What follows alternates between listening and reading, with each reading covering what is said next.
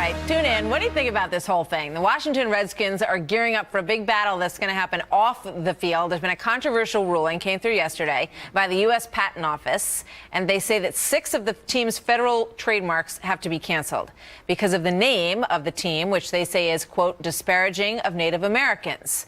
NFL analyst Terry Bradshaw was on Outnumbered yesterday. Did you see that? And here's what he said. Initially, if one person or 3 or 4 people come out and say, "Hey, Native Americans, as Native Americans, we're offended by this," it probably doesn't. It just kind of gets a little blip, but it snowballs now to hundreds of thousands. Changing a name, although trademark-wise, it's millions of dollars probably, but you still have the football team. Talk radio host Lars Larson and Leslie Marshall join us on this live. So, there's a lot of different angles on this story. So let's start with the most obvious one, Leslie, and that's the issue that they say is disparaging of Native Americans. Is that enough to change the name of this team?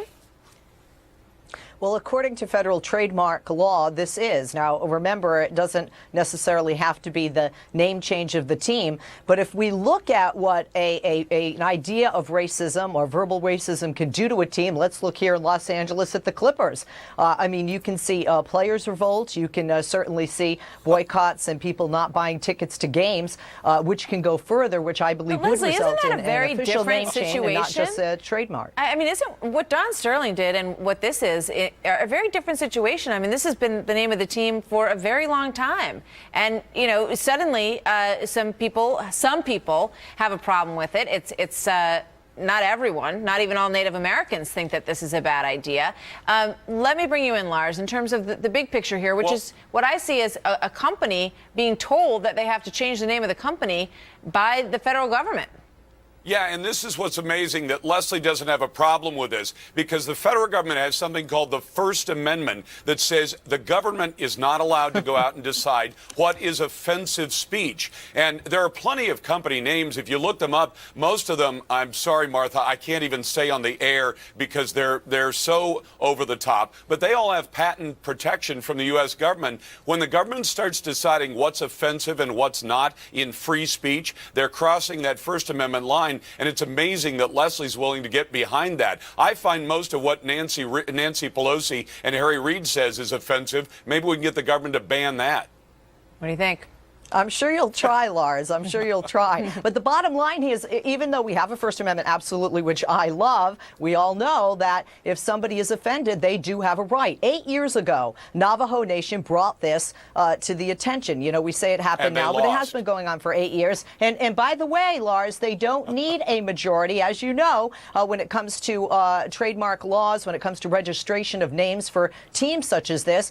30% can be and is considered a third of the population to be substantial. It doesn't have to be a majority. So when we look at the decision, again, he doesn't have to change the name of the team, but he is going to lose money based on this. And a lot of people, a lot of Native Americans, feel very strongly about that symbol. It's a proud chief on the side of that helmet. We just showed it. And they feel that it's a source of pride in many ways. And other people, as you point out, are offended by it. But what it does is it starts this slippery slope argument. If I say, oh, well, I think, the name whatever brand you want to, I find it offensive. And I've got a whole bunch of friends. We all find it offensive. It opens that door to being, starting to border on ridiculous in some cases. How about censorship? Is Leslie really endorsing censorship? Am I hearing you correctly, Leslie? It's up to the government to decide which names are offensive? Because you just said that if the government decides that 30% of the people are offended by something, you could pick an awful lot of company names in America, and there are a bunch of foreign product names that come in that ridiculously sound offensive to us, or our products sound offensive in other countries